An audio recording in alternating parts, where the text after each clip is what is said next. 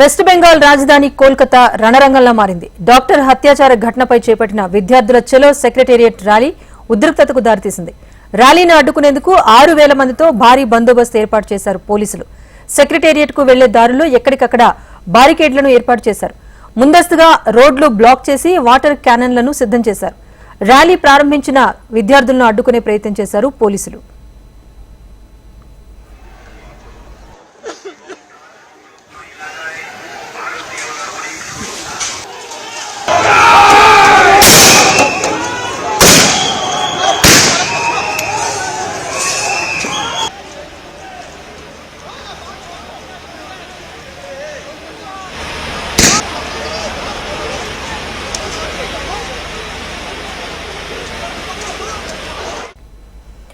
పోలీసులు చలో సెక్రటేరియట్ ర్యాలీని అడ్డుకోవడంతో కోల్కతాలో ఉద్రిక్త వాతావరణం నెలకొంది. పోలీసులు ఏర్పాటు చేసిన బారికేడ్లు తోసుకుని ర్యాలీ కొనసాగించేందుకు విద్యార్థులు యత్నించారు. దీంతో నిరసనకారులను చెదరగొట్టేందుకు టియర్ గ్యాస్, వాటర్ కెనాన్లను ఉపయోగించారు పోలీసులు. పోలీసులను ఎదుర్కొనేందుకు విద్యార్థులు సైతం రాళ్లు రువగా వారిపైన పోలీసులు లాఠీలు ఝలిపించారు.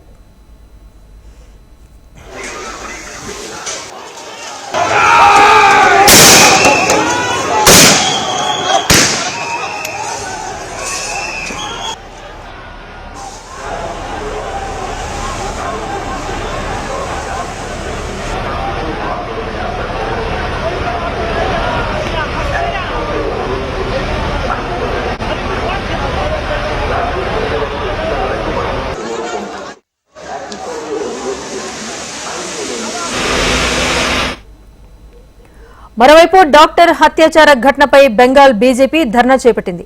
కోల్కతా పోలీస్ హెడ్ క్వార్టర్స్ ముందు బైఠాయించారు బీజేపీ నేతలు. సీఎం మమతా బెనర్జీ రాజీనామా చేయాలంటూ డిమాండ్ చేశారు.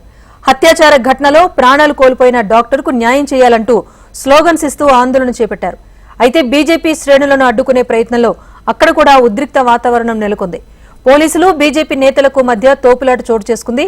బారికేడ్లు తోసేందుకు బీజేపీ నేతలు యత్నించగా పోలీసులు వారిపై కూడా టియర్ గ్యాస్ ప్రయోగించారు.